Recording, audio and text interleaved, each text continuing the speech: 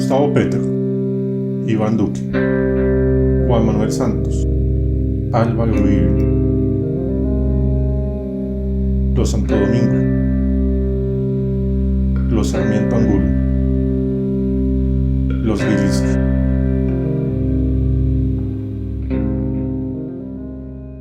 El poder en Colombia tiene rostros públicos, gente que da la cara desde las tarimas políticas. Tiene otros más discretos, que poco se conocen aunque la gente sepa algunos de sus nombres. Pero lo que la mayor parte de la población no entiende es que todos estos no son simples individuos, sino que hacen parte de una estructura de poder mucho más grande y antigua de lo que el ciudadano sospecha. Hoy nos remontaremos a muchos siglos atrás para comprender mejor la naturaleza de esta estructura y conocer a quienes la instalaron en este país. Desde hoy, empezaremos una serie de videos en los que exploraremos la historia profunda y poco conocida de Colombia. Empecemos. En 2019, Razón Vertical publicó un video titulado Independencia de Cartagena y la próxima caída de Colombia. Es indispensable ver ese video antes de proseguir, pues la serie que dedicaremos a estos fundamentos históricos se conectan con esa primera introducción.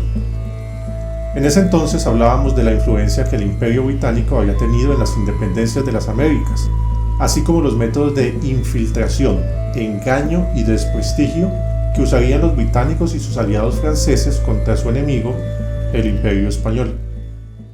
Muy especialmente, hablamos de un hombre procedente de Londres, quien no solo tendría reuniones con quienes planificarían la rebelión en Cartagena, sino que financiaría armas y suministros para la guerra adelantada por Simón Bolívar.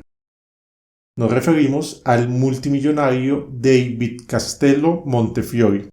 Sobre esta persona todavía hay mucho que decir, pero antes de volver a él, dedicaremos algunos videos a otros personajes cuyas historias nos demuestran que el papel que el señor Montefiori jugó en la independencia de Colombia y posterior implantación de la élite colombiana no fue un papel casual y espontáneo, sino que sugiere una intervención coordinada de fuerzas internacionales. Fuerzas que siguen vigentes hasta el día de hoy, afectando los destinos de nuestra nación sin que las masas se enteren, ya que las mantienen continuamente distraídas con artificiales disputas internas. En esta ocasión nos concentraremos en uno de estos personajes, el señor Luis Francisco de Rieux.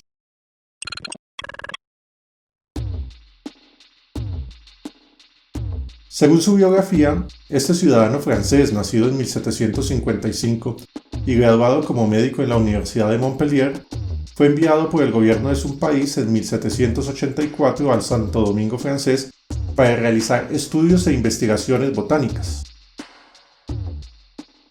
Es curioso notar que, una vez terminada su investigación, no volvió a Francia, sino que en 1785 pasó al continente americano, donde terminaría trabajando para las autoridades españolas en Cartagena.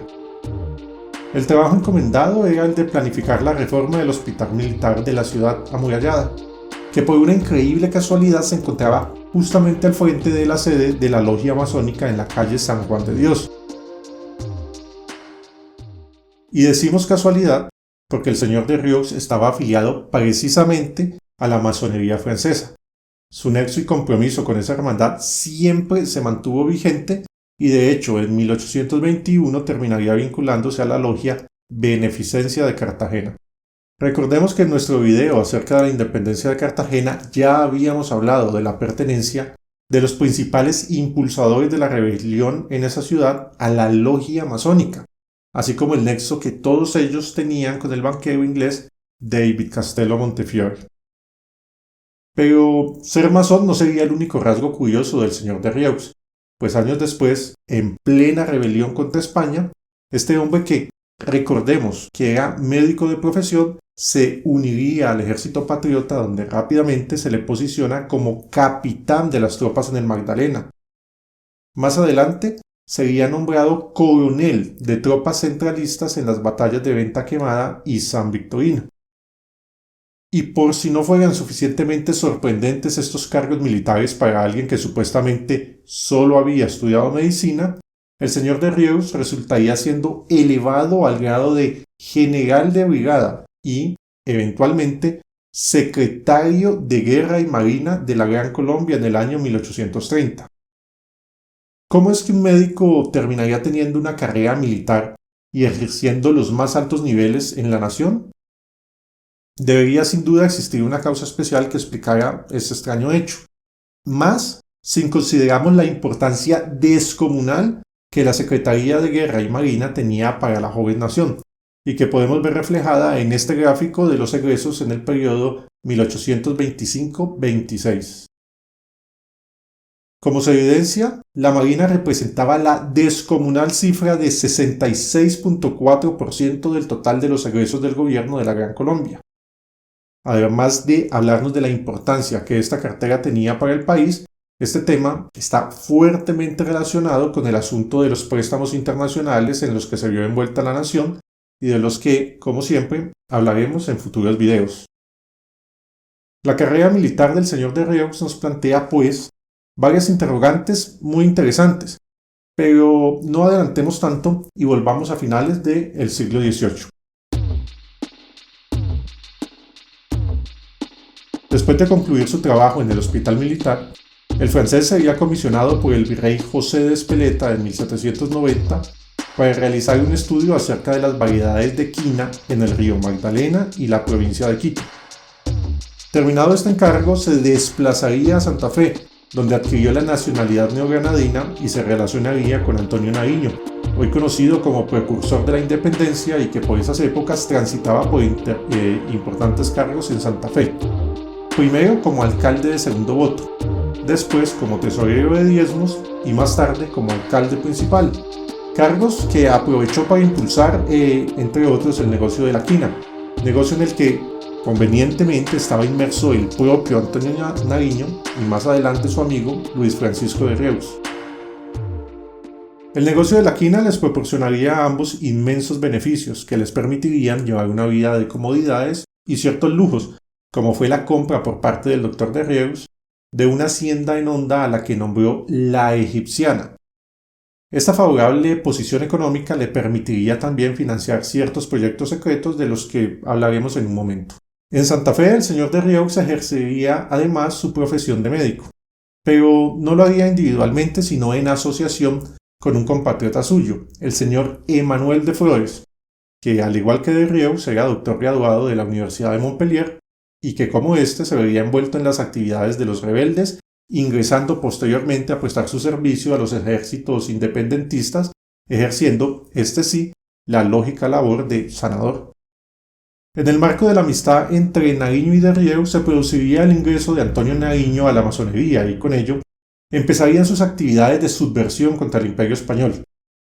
Gran parte de estas conspiraciones tuvieron como centro una sociedad secreta por Antonio Nariño y de Rieux. Para ocultarla la publicitaron como una simple tertulia en la casa del propio Nariño, donde personas reconocidas de la sociedad santafereña se reunían en las tardes a leer, informarse de los hechos de actualidad en el viejo continente y discutir diversos temas, desde políticos hasta científicos, a la manera que lo hacían otras reuniones similares que estaban de moda por la época, como la conocida tertulia del buen gusto o la tertulia eutropélica.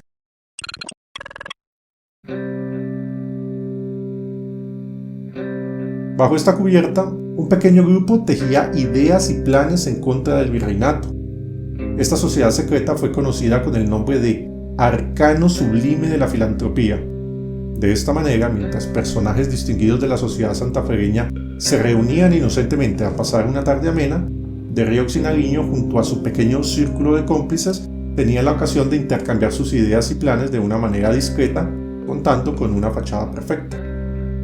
Estas actividades llevarían eventualmente a Nariño y a su cómplice, el señor de Rieux, a prisión, por cuenta de la impresión y divulgación de literatura que las autoridades de la época consideraban subversiva, incluida la Declaración de los Derechos del Hombre, que estaba íntimamente ligada a la sangrienta caída del orden monárquico en Francia.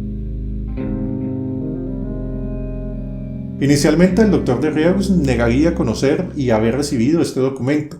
Sin embargo, terminaría confesando que efectivamente lo recibió y que lo había pasado a su amigo el doctor de Flores. En el proceso contra el galeno aparecerían otros testigos y acusaciones acerca de sus ideas y actividades conspirativas. Los doctores Pablo Rangel y Luis Moyano declararían haber escuchado afirmaciones comprometedoras contra la corona por parte del doctor de Rieux en la casa de don Juan Dionisio Gamba. Además de esto, don Francisco Carrasco, quien ocupaba el cargo de oficial escribiente en las Reales Cajas, denunció directamente un entramado conspirativo del que harían parte el francés y su círculo más cercano. Aquí queremos hacer una observación que nos parece importante, y esta es que al leer algunos de los historiadores en sus textos se da por descontado que estos testigos mentían y que sus declaraciones eran expresiones de odio y mala fe en contra de los acusados. Pero además de que la presunción de odio es totalmente subjetiva y dificilísima de probar a nivel histórico, el hecho es que los sucesos posteriores terminarían demostrando que efectivamente estas personas estaban involucradas hasta el fondo en actividades de conspiración, no solo en su planificación, sino en su ejecución, como claramente sabemos hoy día. El señor de Rieux, por ejemplo, terminaría ocupando altísimos cargos durante la rebelión y después de ella, como ya lo detallamos hace unos minutos. Entonces, ¿por qué ese empeño en negar, más de 100 años después, algo que está absolutamente claro? Esto nos conduce a una importante conclusión. Cuando leemos historia, debemos estar atentos a distinguir dos cosas fundamentales. Una cosa son los hechos narrados y otra cosa es la interpretación que el autor hace de los hechos. Hoy día varios historiadores, incluyendo historiadores propios de la institución masónica, reconocen e incluso reivindican las actividades conspirativas tramadas y ejecutadas por Francisco de Rieux y sus cómplices desde la sociedad secreta, arcano sublime de la filantropía. Mientras estuvo preso en Cádiz, el gobierno francés intercedió por él ante las autoridades españolas. Estas terminarían concediéndole al preso el beneficio de desplazarse por la ciudad, beneficio que aprovechó para fugarse al África. Desde allí, conseguiría ser declarado inocente e incluso indemnizado, pero eso sí, años después de su regreso al continente americano y de su juramento de fidelidad a la corona, terminaría por revelarse su vinculación a las actividades de los rebeldes, demostrando de ese modo que las acusaciones que se habían hecho en su contra eran ciertas, a pesar de conseguir la declaración de inocencia. De hecho, este punto siempre marcó una señalada diferencia entre la Audiencia de Santa Fe y la Corte de Madrid, pues mientras los funcionarios españoles en Europa lo consideraban inocente, los miembros de la audiencia aquí en Santa Fe siempre estuvieron recelosos del comportamiento de Rieux, por no decir convencidos de sus actividades subversivas. Al final, por jerarquía, se impuso la visión de la Corte de Madrid. Estos son los datos con los que la historia nos permite reconstruir un perfil de este personaje. Francés, vinculado con el gobierno de su país, conspirador, militar, con cargos de alto perfil, nexos con altos miembros de las fuerzas rebeldes contra España, miembro de la masonería y organizador de sociedades secretas. Claramente es un personaje sobre el cual es necesario hacerse importantes cuestionamientos para intentar completar aquellos huecos que la historia no puede llenar, pues siempre debemos ser conscientes de la existencia de ese punto hasta el que puede llegar la historia y desde el cual el análisis debe empezar. Uno de los libros que sirvió de fuente para nuestra investigación sobre este tema es la obra Franceses en la Independencia de la Gran Colombia, del reconocido historiador Sergio Elías Ortiz.